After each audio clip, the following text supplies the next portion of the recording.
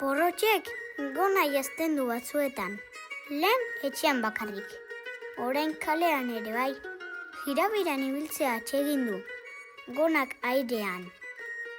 Jeronimok esan dio. Porrotx, bibotontzi, zertan ari zara gona jantzita? Gonak neskentza dira? Eta Porrotxek erantzun dio. Katxi porreta, pititota potota, gonari etzaio inporta. Nik aurten olentzer hori gona eskatuko diot.